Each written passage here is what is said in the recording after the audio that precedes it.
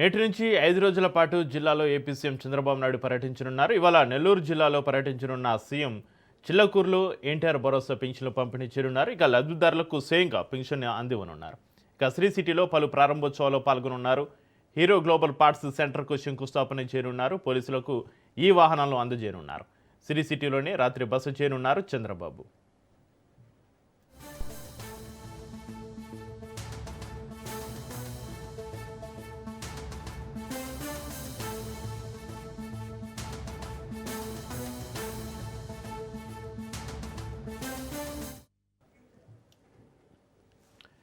నేటి నుంచి 5 రోజుల పాటు జిల్లాల్లో ఏపీ సీఎం చంద్రబాబు నాయుడు పర్యటించనున్నారు. ఇవాళ నెల్లూరు జిల్లాలో పర్యటించనున్న సీఎం చిల్లకూరులో ఎన్టీఆర్ భరోసా పింఛన్లు పంపిణీ చేయనున్నారు. లబ్ధిదారులకు స్వయంగా పింఛన్ అందివ్వనున్నారు. శ్రీ సిటీలో పలు ప్రారంభోత్సవాల్లో పాల్గొనున్నారు. హీరో గ్లోబల్ పార్ట్స్ సెంటర్కు శంకుస్థాపన చేయనున్నారు. పోలీసులకు ఈ వాహనాలు అందజేయనున్నారు. శ్రీ సిటీలోనే రాత్రి బస చేయనున్నారు చంద్రబాబు.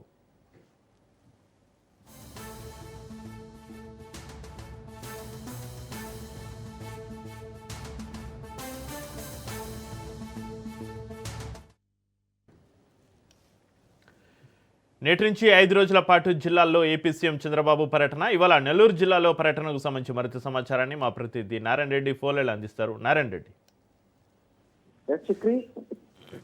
5 రోజుల పర్యటనలో భాగంగా రాష్ట్ర ముఖ్యమంత్రి నారా చంద్రబాబు నాయుడు ఉమ్మడి చిత్తూరు జిల్లాలో పర్యటించనున్నారు. అందులో భాగంగా మొదటి 3 రోజులు అంటే 1, 2, 3 తేదీల్లో తిరుపతి జిల్లాలో ఆయన పర్యటించబోతున్నారు. దీనికి సంబంధించి అన్ని ఏర్పాట్లను జిల్లా కలెక్టర్ వెంకటేశ్వర్లు అదేవిధంగా ఎస్పీ సుబ్బరాయుడు కూడా ఆ ఏర్పాట్లను కూడా పూర్తి చేయడం జరిగింది. అయితే ఈ రోజు సాయంత్రం 4:20 గంటలకు సత్యవేడు మండలం మదనపాలెంలో హీరో మోటార్స్ కార్పోకు సంబంధించిన సంస్థకు సంబంధించి ఓ ప్రారంభోత్సవంలో ముఖ్యమంత్రి పాల్గొనబోతున్నారు. ఆ తర్వాత అక్కడే సత్యవేడులోని శ్రీ సిటీ గెస్ట్ హౌస్ లో కూడా ఆయన రాత్రి అక్కడే బస చేస్తారు. ఆ తర్వాత రేపు 2వ తేదీ కూడా సత్యవేడు మండలం మదనపాలెం వద్ద ఏర్పాటు చేసిన హెలిప్యాడ్ నుంచి కూడా బయలుదేరి 10:05 రైల్వే కోడూరు ఓబులవారిపల్లి మండలంలో ముక్కవారిపల్లి వద్ద కూడా ఈ యొక్క ఏదైతే ఉపాధి హామీ పథకానికి సంబంధించి ఆ యొక్క పేరుని మార్పు చేసి కొత్త పథకాన్ని కూడా కేంద్ర ప్రభుత్వం అందుబాటులోకి తీసుకొచ్చింది. ఇది విబి రామ్జీ పథకాన్ని కూడా ఆయన ముఖ్యమంత్రి ప్రారంభించబోతున్నారు. ముఖ్యమంత్రితో పాటు కూడా కేంద్ర మంత్రులు